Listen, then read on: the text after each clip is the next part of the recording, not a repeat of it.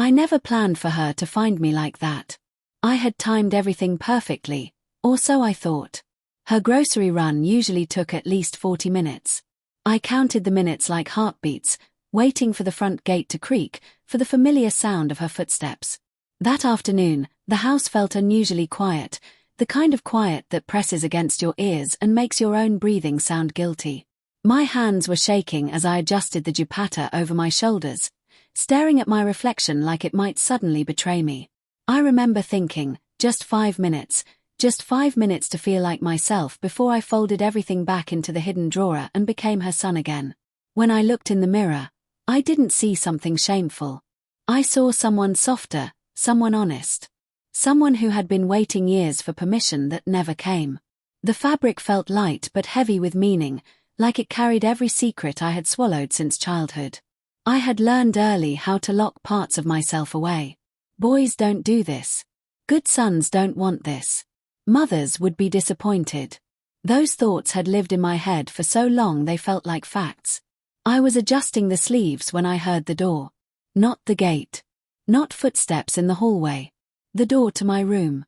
Time didn't slow down. It shattered. My breath disappeared, my vision tunneled, and my body reacted before my mind could.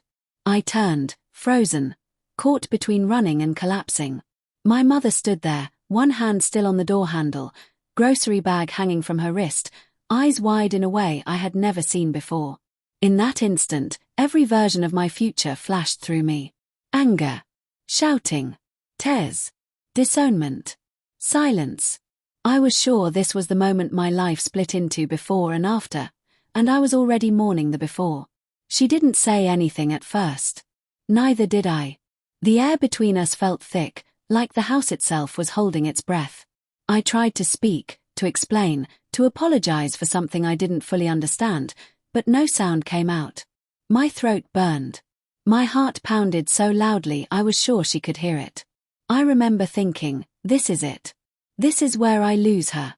I looked down, ashamed, like a child caught doing something wrong, even though every part of me was screaming that this was the most right I had ever felt.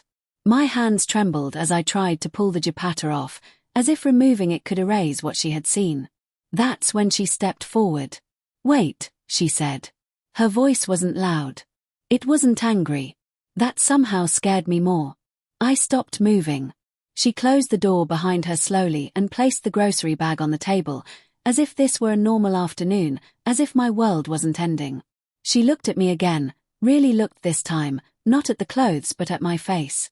Her eyes softened in a way that made my chest ache. "How long," she asked quietly, "have you been carrying this alone?" That question broke me. Not why are you like this? Not what will people say? Not what did I do wrong? How long have you been carrying this alone? I felt something crack open inside my ribs, something I had reinforced for years. Tears came before words, hot and unstoppable. I tried to wipe them away, embarrassed by my weakness, but she was already there, holding my hands like she used to when I was small and scared of the dark. "I thought you'd hate me," I whispered, finally finding my voice. "I thought you'd be ashamed."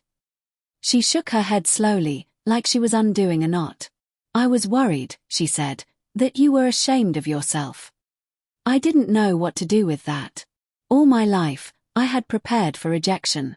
I had practiced explanations in my head that no one ever asked for. I had learned how to smile while hiding pieces of myself, how to be strong in ways that hurt. And here she was, standing in front of me, not demanding answers, not accusing, just listening. She reached up and adjusted the dupatta on my shoulder, gently, respectfully.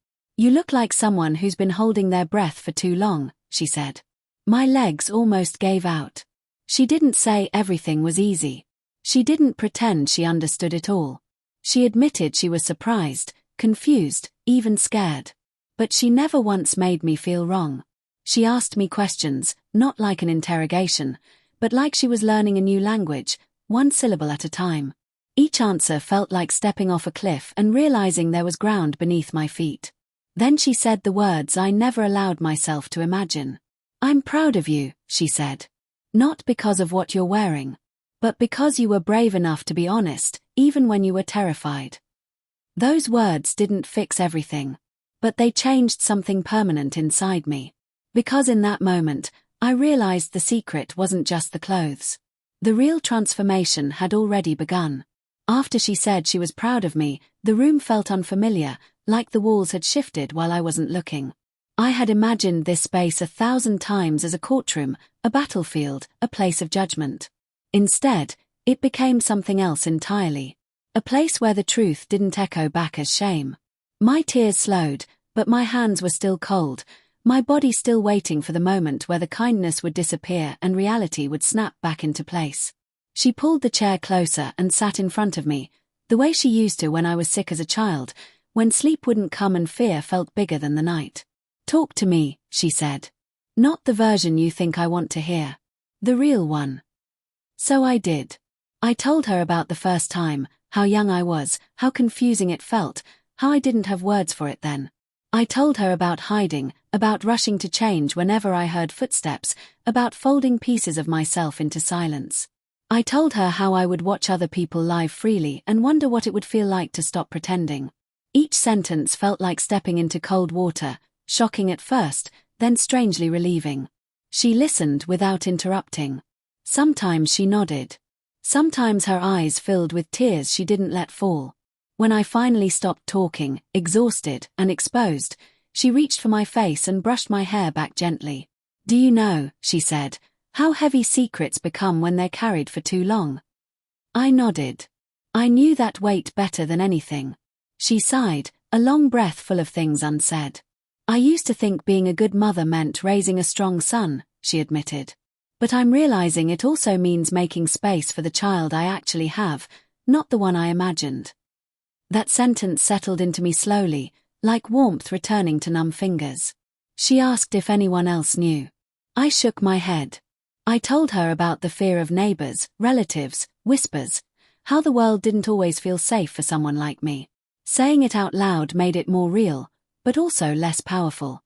Fear shrinks when it's named. She didn't promise protection from everything. She didn't say life would suddenly be easy. Instead, she said something far more grounding. "We will take this one step at a time," she said. "Together." Together. That word echoed louder than any lecture ever could. She stood up and went to her room for a moment. Panic flared in my chest again, old habits refusing to die quietly. I wondered if I had pushed too far, if this was where she needed distance. When she returned, she was holding a small box. She placed it in my hands carefully, like it mattered. "These were mine," she said. "I kept them even after I stopped wearing them. I don't know why. Maybe I was waiting." Inside were bangles, simple but elegant, carrying years of memory. My throat tightened again. This wasn't about clothes. It was about permission. About inheritance. About being seen. "You don't have to wear them now," she added quickly, sensing my overwhelm. "Or ever. I just wanted you to know you don't have to hide from me." I slipped one on, hands trembling. It made a soft sound when it settled against my wrist. That sound felt louder than my heartbeat. She smiled then, a real smile, mixed with uncertainty and love. "You're still my child," she said. "That hasn't changed." But everything had. Later that night, alone in my room again, I stared at my reflection. The same clothes, the same face, but something was different. The fear wasn't gone, but it no longer owned me. For the first time, the secret wasn't just mine. And somehow, sharing it hadn't made me smaller. It had made me real. I didn't know what tomorrow would bring.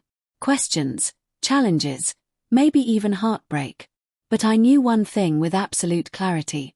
I wasn't invisible anymore. The days after that conversation moved strangely, like time had learned a new rhythm. Nothing dramatic happened on the surface. No sudden announcements. No big declarations. But inside the house, inside me, everything felt different. I noticed how my shoulders weren't permanently tense anymore, how my breath came easier. I still hid when the doorbell rang, still flinched at unfamiliar voices outside, but there was a quiet shift underneath it all. A sense that the ground beneath my feet was finally solid. My mother didn't bring it up constantly. That surprised me. Instead of hovering or pushing, She gave me something I hadn't realized I needed so badly: normalcy. She asked what I wanted for dinner. She complained about the heat. She reminded me to drink water. And in those ordinary moments, her acceptance settled deeper than any dramatic speech ever could. One evening, as we folded laundry together, she paused, holding one of my shirts in her hands.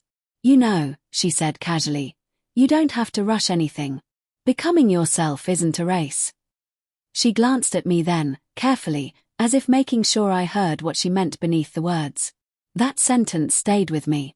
I had spent so long feeling late to my own life, like everyone else had started living while I was stuck backstage. Hearing her say that made me realize I was allowed to arrive in my own time. But the world outside our home still existed. And it wasn't gentle. The first real test came unexpectedly. A family gathering. Nothing dramatic, just relatives visiting for tea. Normally, I would disappear into my room, put on the version of myself that felt safest. That instinct flared again, sharp and automatic. I stood in my doorway, heart racing, wondering if this was where courage ended. My mother noticed. She always noticed. She didn't force me. She didn't announce anything. She simply said, "Sit with us if you want. Or don't. Either way, you're welcome." Welcome. That word again. I sat with them. Quiet. Observing. Every laugh felt like a threat, every question a potential trap. But no one said anything. No one looked too closely. And even though I wasn't fully myself in that moment, I wasn't disappearing either. I existed. And that felt like progress. Later that night, I admitted to her how scared I still was. How proud moments didn't erase years of fear overnight. She nodded, understanding in her eyes. "Bravery isn't loud," she said. "Sometimes it's just staying." That idea rewrote something inside me. I had always thought courage meant dramatic defiance. But maybe it could be quiet endurance. Small steps. Honest breaths. A few days later, she knocked on my door before entering. That alone felt symbolic. "I'm going to the market," she said. Then, hesitating, "Do you want anything?" I almost said no out of habit. Then I stopped myself. My heart pounded, but I forced the words out. "There's a scarf," I said softly. "Plain. Nothing flashy." She smiled like I'd just shared a secret treasure map. "All right," she said simply. When she came back and handed it to me, I held it like something fragile and powerful at the same time. This wasn't rebellion. This wasn't hiding. This was permission becoming practice. That night, as I wrapped it around myself, I didn't feel like I was pretending anymore. I felt like I was learning. Learning how to exist honestly in a world that didn't always make room for honesty. I still didn't know what the future held. I still feared judgment, rejection, loss. But those fears were no longer faceless monsters. They were challenges. And for the first time, I wasn't facing them alone. The transformation wasn't just in how I looked. It was in how I stood. How I spoke. How I allowed myself to be seen, even just a little. And somewhere between fear and hope, I realized something quietly powerful. I was no longer just surviving my truth. I was beginning to live it. The biggest change didn't arrive with noise or drama. It arrived one morning when I woke up and realized I wasn't immediately afraid of being myself anymore. The fear was still there, yes, but it no longer controlled the first breath of my day. I lay there staring at the ceiling, listening to the familiar sounds of the house, and for the first time, those sounds didn't feel like warnings. They felt like home. My mother was making tea. In the kitchen when I walked in. I hesitated at the doorway out of old habit, then stepped forward anyway. She glanced at me, smiled, and slid a cup toward me without comment. That small gesture held more acceptance than 1,000 speeches. She wasn't watching me for mistakes. She wasn't bracing herself. She was simply there, sharing space with the person I was becoming. Later that afternoon, she surprised me again. We were sitting together, the television murmuring in the background, when she said, "You know, people will talk. They always do." My chest tightened instinctively. Then she continued, calm and steady. "But they don't live your life. I do. And you do. That was the moment I understood something important. Her pride wasn't loud or performative. It was protective, grounded, real. She wasn't pretending the world was kind. She was choosing to be. I started to change in small, intentional ways. Standing straighter. Letting my voice soften when it wanted to. Allowing myself moments of expression without rushing to erase them. Each step felt terrifying and exhilarating at the same time, like learning to walk again on unfamiliar ground. Some days I doubted myself. Some nights the old shame tried to crawl back in. But then I'd remember her voice asking how long I had carried this alone. And the answer kept changing. Not anymore. Not like before. One evening, as the sun dipped low and the house glowed with that gentle golden light, she looked at me thoughtfully. "I hope one day," she said, "you'll be proud of yourself too.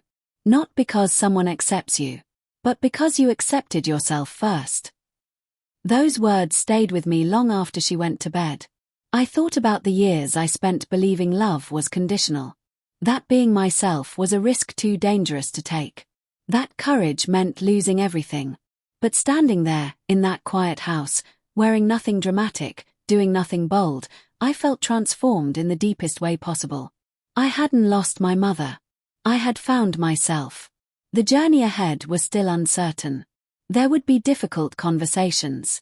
There would be moments of fear. There would be people who wouldn't understand. But I also knew this now. Pride doesn't always come from applause. Sometimes it comes from a single person standing in front of you, seeing your truth, and saying you are enough. That day my mother found me dressed, I thought my world was ending. It was just beginning.